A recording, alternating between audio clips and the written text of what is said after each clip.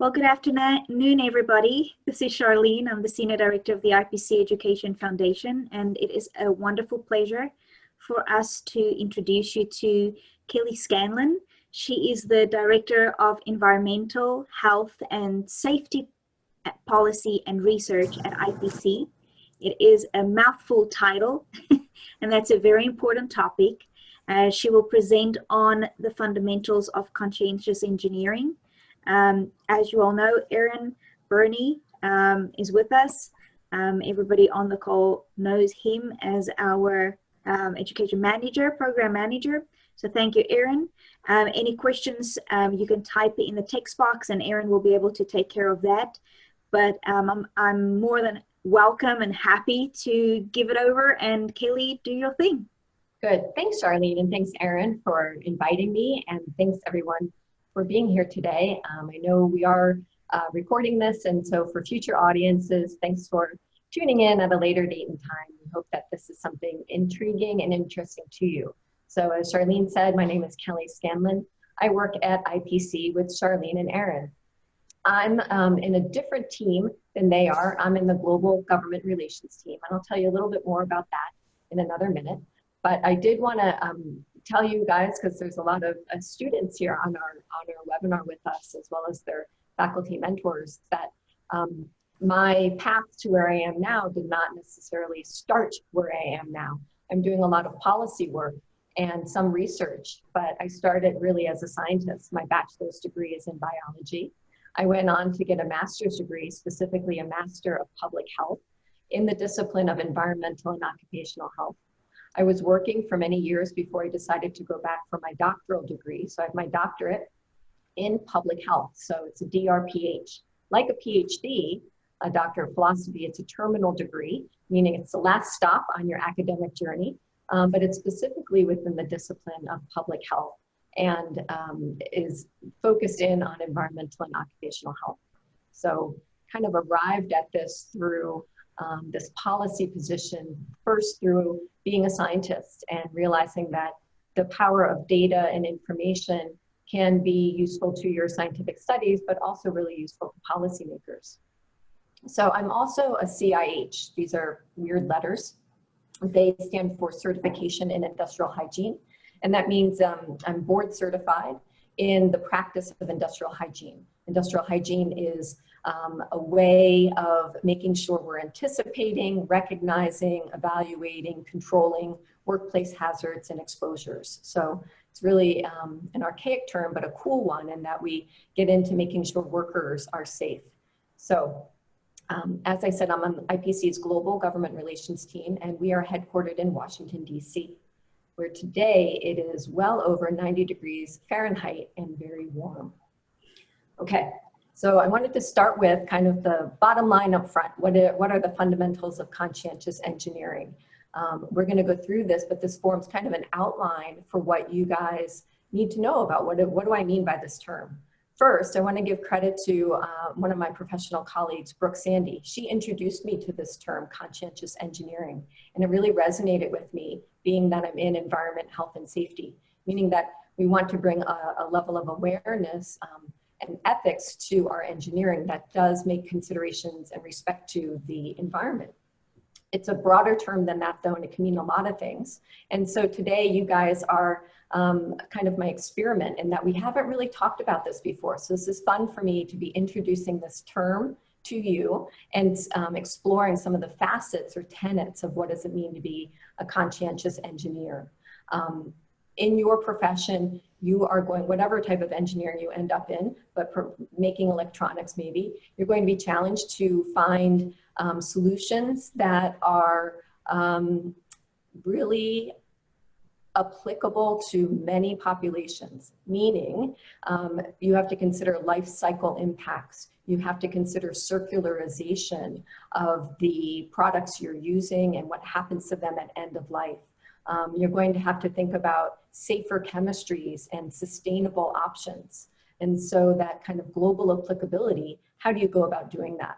And one way is to really wear this conscientious hat as an engineer. And so kind of a good conscientious engineer will consider the reasons for the problem that they're trying to solve and the interconnectedness of the factors that brought about the problem, employ systems thinking to assess potential impacts, incorporate multidisciplinary, interdisciplinary colleagues in the development of your solutions, consider economic, social, environmental impacts across the life cycle of your solution, consider multiple points of view and think about how other people may be impacted by your solution. And the most important to me is that this is now something that becomes part of your practice and that you're practicing with an intention and awareness to this conscientiousness. So that's the bottom line up front. Now let's just talk through what does that really mean? First, quick side note as to who am I and why am I talking to you about conscientious engineering. So you've seen this slide before, most likely. It's from the Education Foundation, and it talks a little bit about IPC's history. So we've been around since 1957 as an association, and we are representing more than 3,000 companies across the globe who are interested in making electronics. So they may be printed circuit board fabricators, people who assemble the parts, people who make the parts and supply them, the people who make the end products. So it's quite a lot of that supply chain or value chain. At IPC, we have folks who are leading the way on bringing together experts to make voluntary standards for our industry. We have folks who are working on education, certification, and training. And we have folks who work on solutions for industry as well as advocacy. And I am on the advocacy team. So what does that mean exactly? So as an advocate for our industry, I am trying to give voice to our industry, our electronics industry, in front of policymakers. People who make policies are maybe elected officials who make laws. They may be your professor. You yourself may be a policymaker if you at all make plans or initiatives to fix problems. So what does IPC's advocacy team do? We are the global government relations team. We educate, inform, and influence policymakers on topics that will spur innovation, ensure competitive excellence, financial success, and protect the environment. How do we do that? Track and monitor, meet, engage. We track and monitor policies, whether that's existing or new laws like legislation and even non-legislative activities. We meet with government officials, industry representatives, other associations. IPC is an association for electronics and electronics manufacturers and OEMs, but there are a whole lot of other associations out there, many of which touch what we do in electronics. For example, the automotive industry. The automotive industry relies a lot on electronics. So we may want to coordinate with some of our auto industry associations to come together on a policy topic or on a science topic even. We also engage with one another through a variety of different interfaces. And now, since spring of 2020, we've learned new ways of interacting with one another. So we'll do stakeholder meetings. We participate in them. We also may organize them ourselves. Focus groups, we conduct surveys. We submit comments to public dockets. We submit evidence when they ask for a call for evidence to support, for example, scientific data to support a policy. And we do some research and industry intelligence. So just wanted to boast about cool things that we at least used to do when we were traveling more. But for example, we did a meeting with policymakers at the European Commission, as well as the European Parliament in Brussels, Belgium, in December of 2019. We do similar type meetings here in Washington, D.C., where we'll go to Capitol Hill, where the Senate and the House of Representatives, the senators and representatives work and meet with them or their staff to talk about different policy issues that may impact the electronics industry. So I have a link here to our global advocacy report. One of the other things we do is a lot of public relations. We communicate to as many people who will listen to us about what we do. So this is our weekly newsletter. I just wanted to scroll through just to give you kind of a peek into some of the fun things or things that I think are fun into what some of the things we do. So I'm just going to scroll down to show you, okay, defense. So here we have In case you missed it, House and Senate passed pro-electronic measures in defense bills. So my colleague Ken tracks some of the activities around Department of Defense bills that help to identify money that would go to the Department of Defense. Well, there's opportunities within those bills to make sure that our industry is represented, because the Department of Defense very much relies on electronics. And so we want to make sure that the electronics the defense industry needs are being made available and being made safely. We do a lot with education and workforce, making sure that we're advocating for educational opportunities to make sure that our industry stays strong, that we have workers who can build these electronics.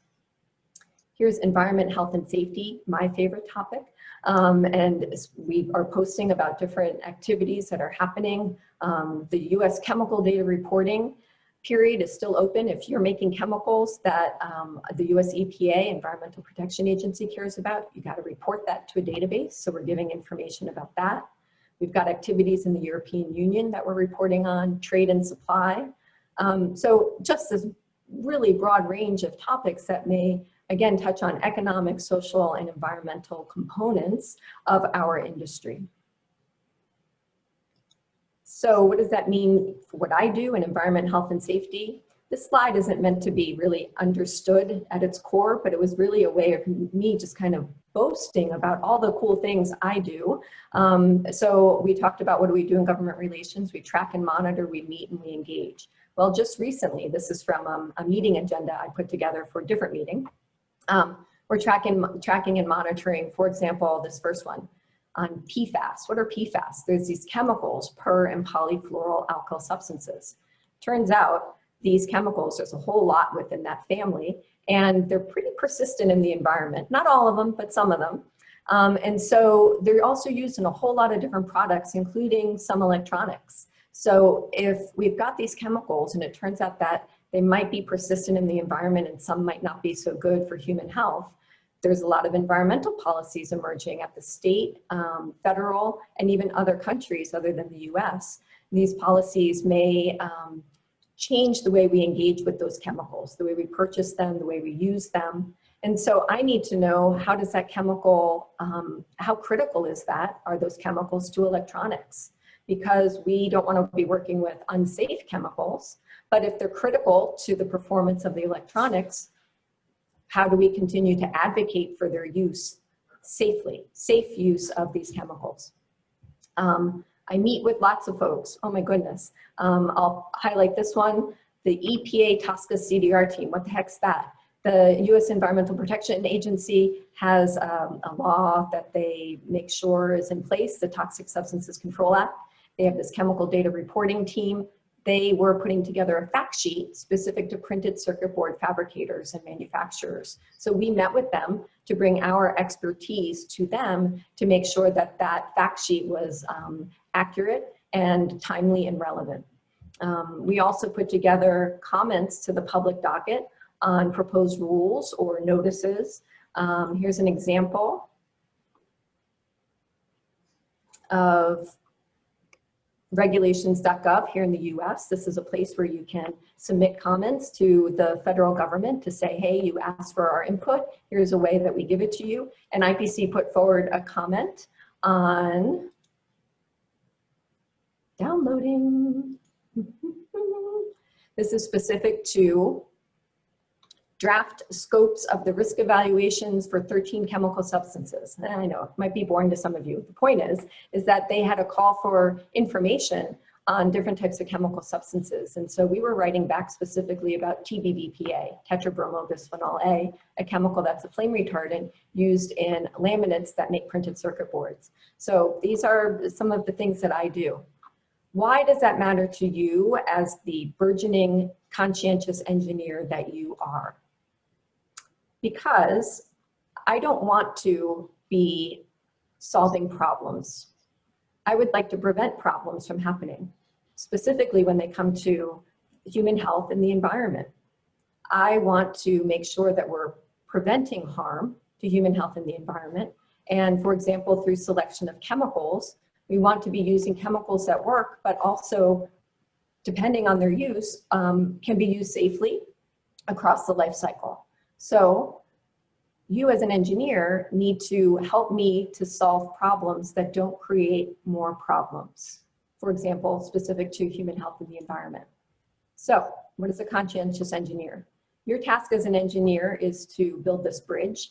You are, I know you might not be that type of engineer, but you are tasked with building a bridge, and you are, as a conscientious engineer, attentive and diligent, deliberative, thorough, careful, and you're a problem solver.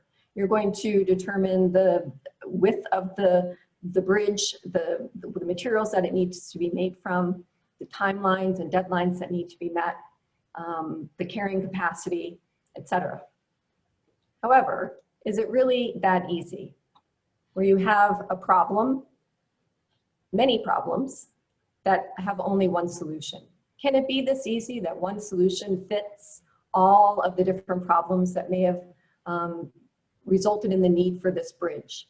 Or is it more like we have a cascade of problems? So for example, here we had a problem where we had to get from point A to point B over some water. And so we could have flown, we could have just said we're going to do an airplane solution, or we could have said we're going to do a bridge as a solution.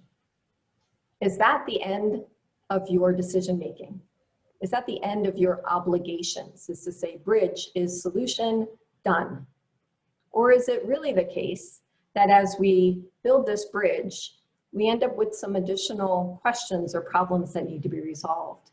Is it that you also may have other problems that led to the solution of bridge that maybe are really complex and complicated, or maybe black and white, but overlapping with the complex ones, or are really tiny, and seem to stand alone and don't even overlap with anything else, but are part of the bigger picture?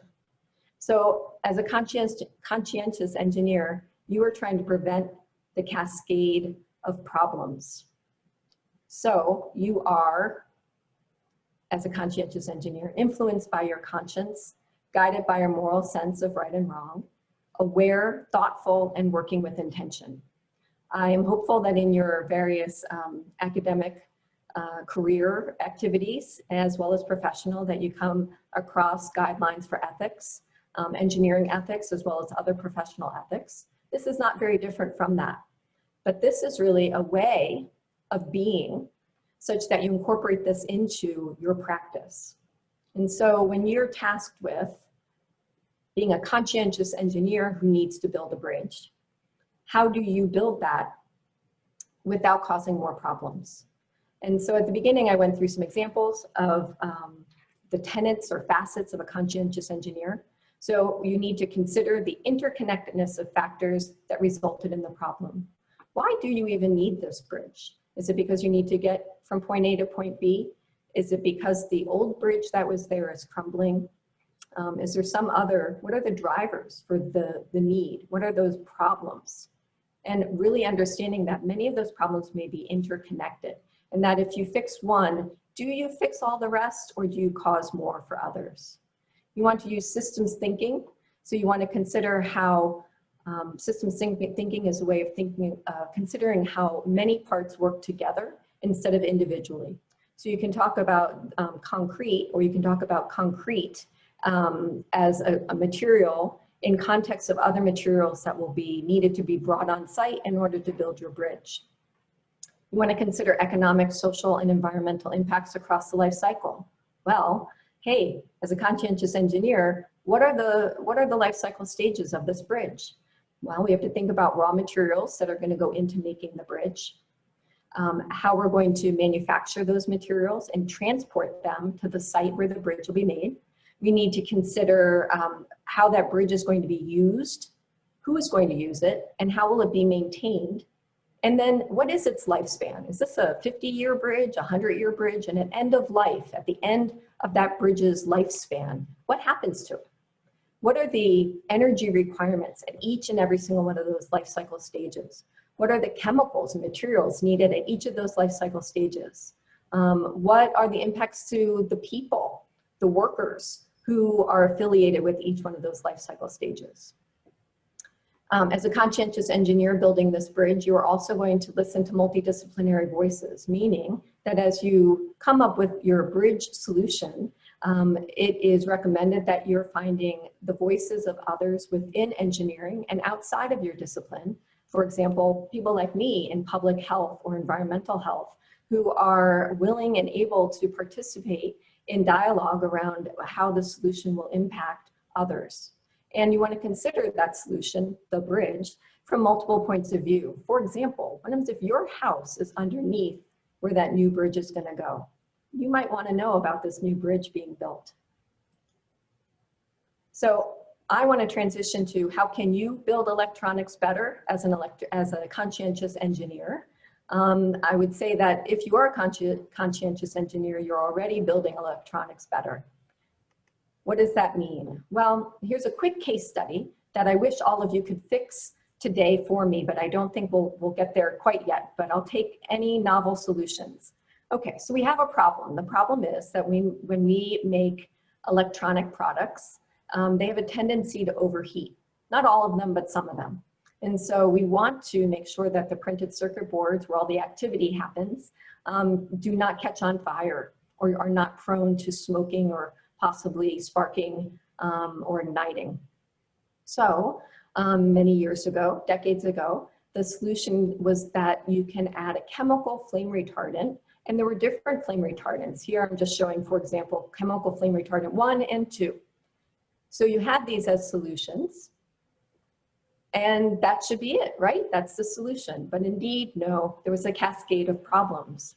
For example, flame retardant 2, turns out it is toxic to human health and the environment. And there was a ban on the production of the chemical, which really impacted the supply chain and was costly and led to people using much more flame retardant chemical 1.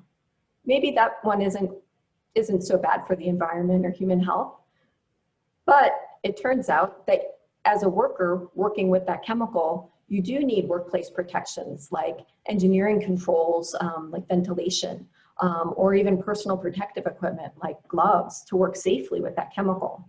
And we also found out that at the end of the life cycle, when you have a waste electronic, it's really hard to manage that product because it had the flame retardant in it. So we thought that that ideal, wonderful solution of that chemical flame retardant might be the end of our problems, and indeed, it just led to more problems. So as a conscientious engineer, what do? Think about the interconnectedness of factors leading to the problem. Why are we overheating electronics? Can we prevent the overheating? Is there a way to design electronics such that they won't overheat?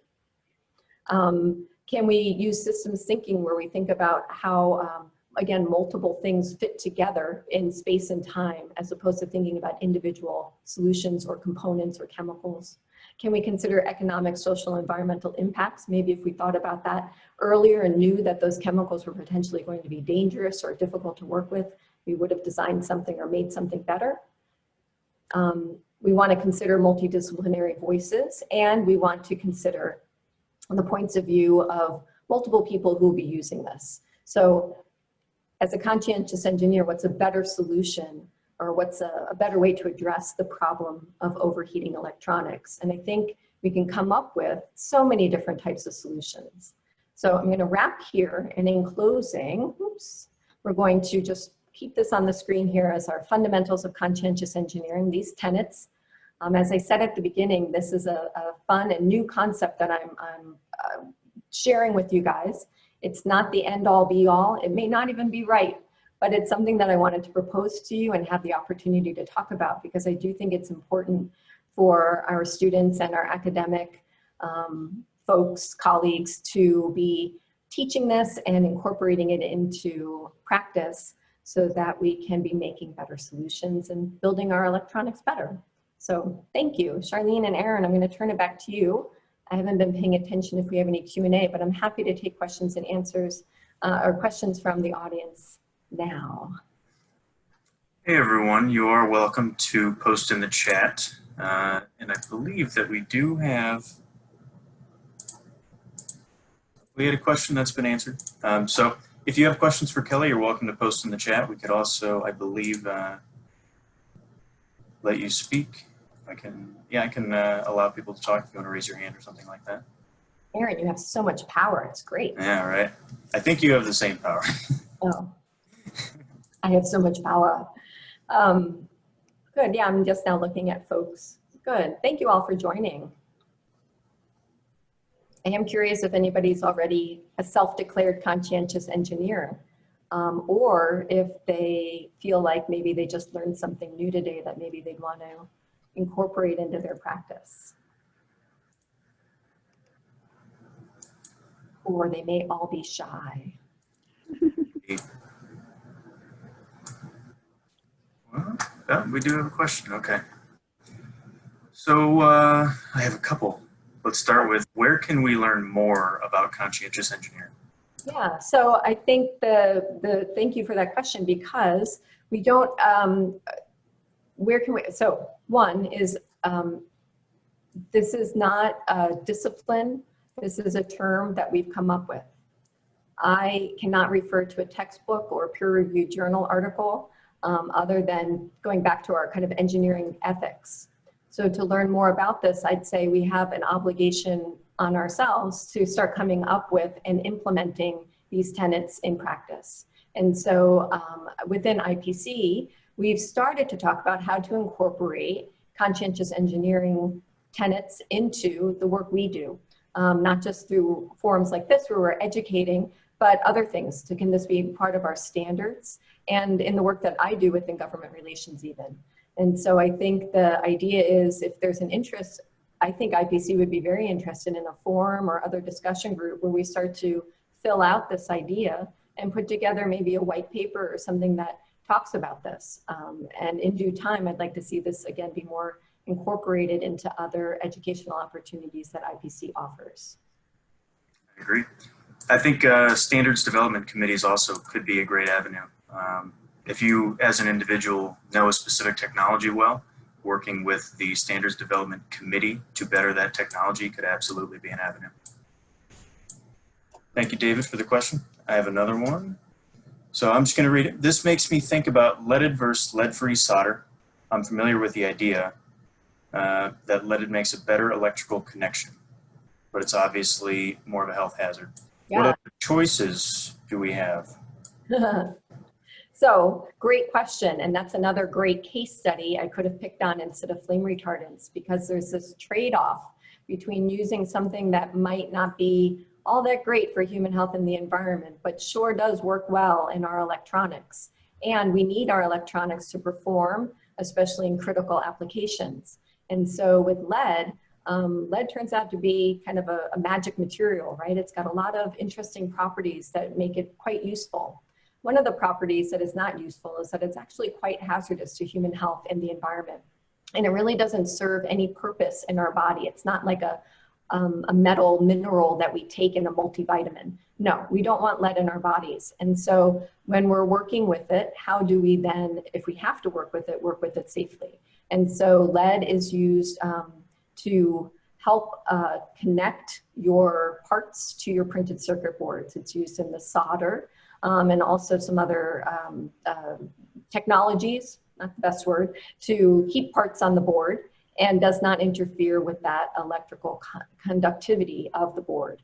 So great product that way, except we want to make sure that we can work with it safely across its life cycle in that electronic product. And so that trade-off is there. We have many, actually I shouldn't say many, we have quite a few powerful policies that are actually now regulations that we must comply with that actually work to get the lead out of many different products, including electronics. And so there's been a move to safer solders that do not contain lead and contain other mixtures of alloys that are generally less toxic than lead for their use, as well as more importantly, at end of life when we have waste electronics.